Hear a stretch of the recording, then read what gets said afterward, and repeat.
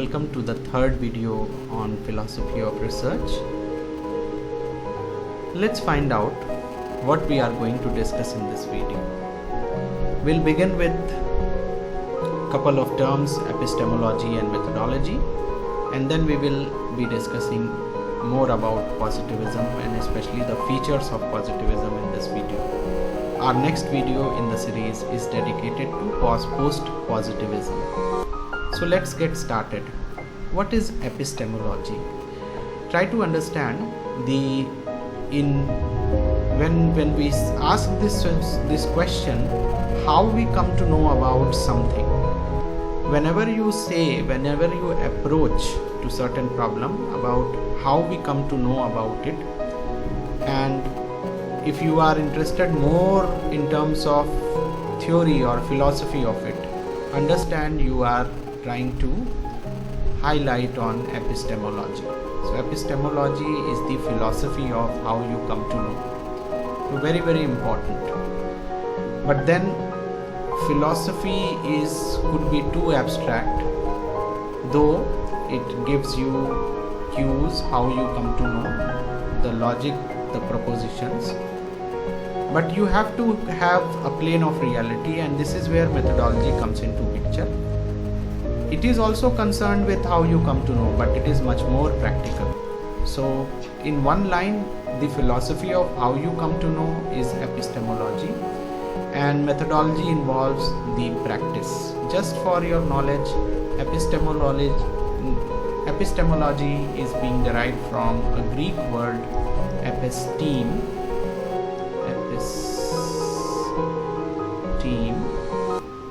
which means to know.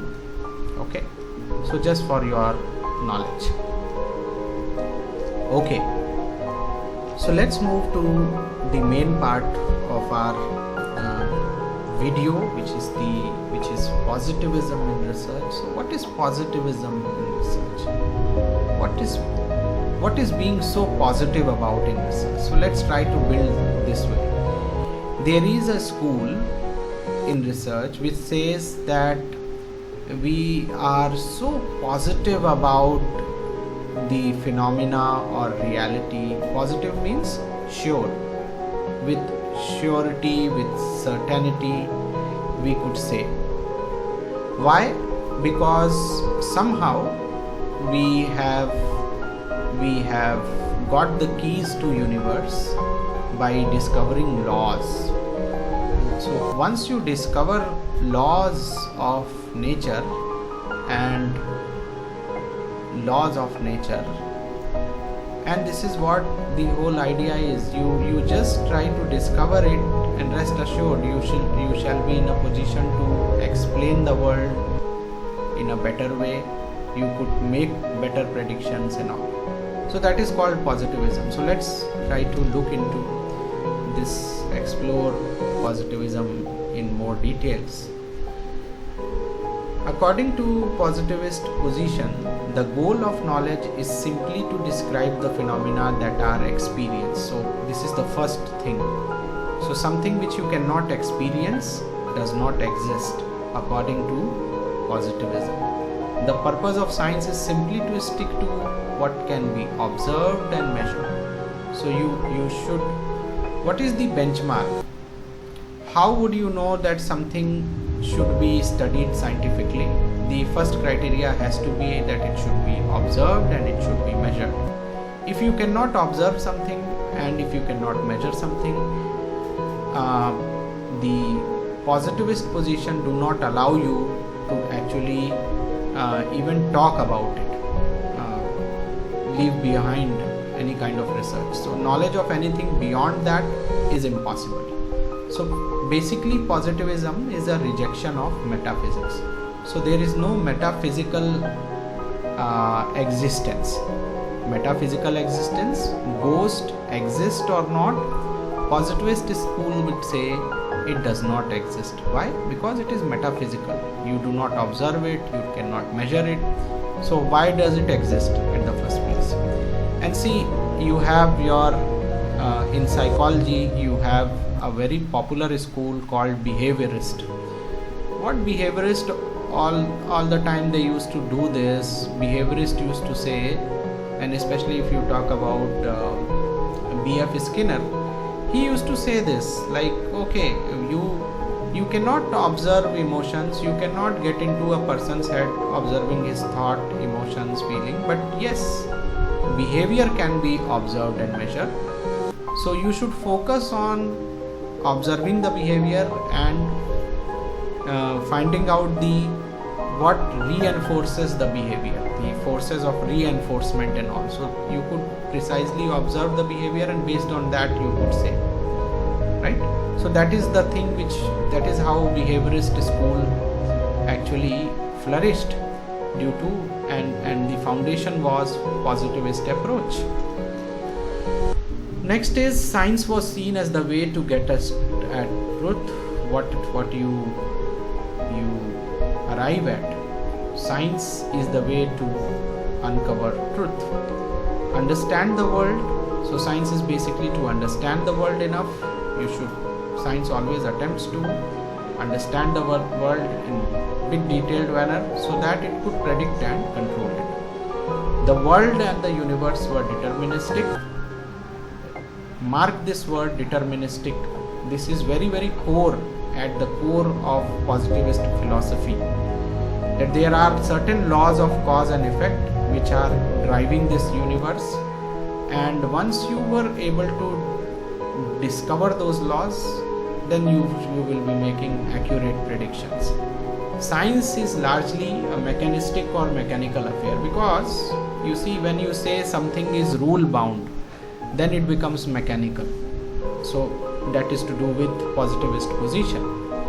Scientists use deductive reasoning to postulate theories that they can test. So it was quite popular that theorize and look out for and carry out, conduct experiments so that you could arrive at certain results, and these results will tell you that whether your theory is correct or not. If your observations are in line with theory, your theory is correct. But if your observations are coming the other way, then theory needs revision. So basically, the positivist believed in empiricism. Empiricism is all about observing and measurement. You remember that thing, two positions, theoretical position and empirical position. And in this video itself we started with epistemology and methodology. See this, how these concepts are related, different terms, but try to see the connection between all those things, theory and empiricism. And see this, we have this theory from deductive reasoning. So you have a larger, moving from the top down approach, right? And positivist believed in empiricism. So observation and measurement was at the core of inquiry, scientific inquiry. And the key approach of scientific method is to conduct experiment. Only by experiment you make an attempt to discover natural laws, and through direct manipulation and observation. So this is what the positivist position is all about.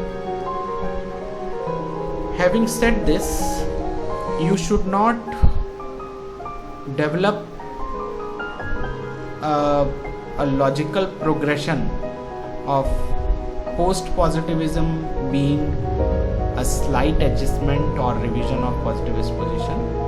I must emphasize that it is a wholesale rejection of central tenets of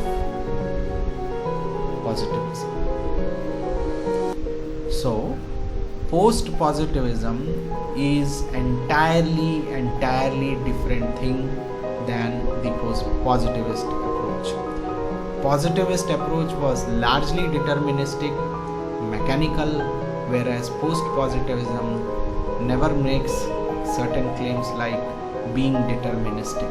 It talks in terms of probability, it talks in terms of different reality, it talks about critical realism, where reality is independent of the fact of how you know or how I know. There could be some independent existence, but for positivist position it was simply not possible. The positivist world is more like a subjective world. One world, one rule, one underlying principle. Post-positivism is altogether a different ball game. So we'll discuss about this in our next video. Thank you very much.